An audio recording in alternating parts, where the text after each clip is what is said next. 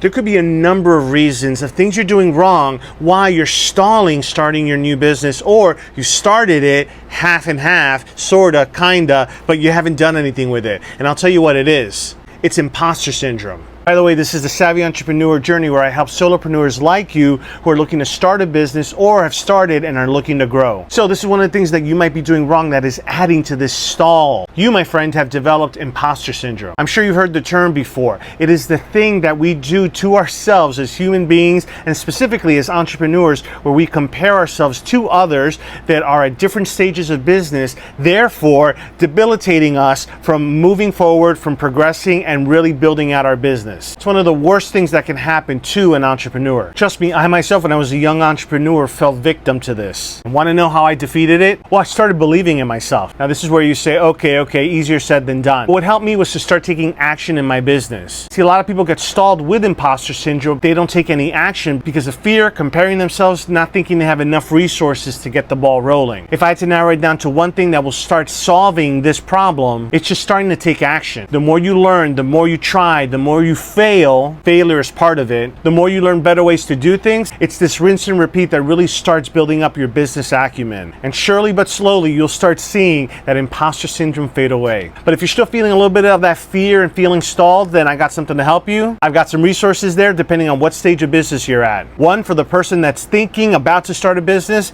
I got a checklist there for you. The other, for someone who's already started a business and is looking to jumpstart some growth, I got an e-guide there. Check them out. I hope they help. And of course, remember to follow here at the Savvy Entrepreneur Journey for more business growth, motivation, and tips.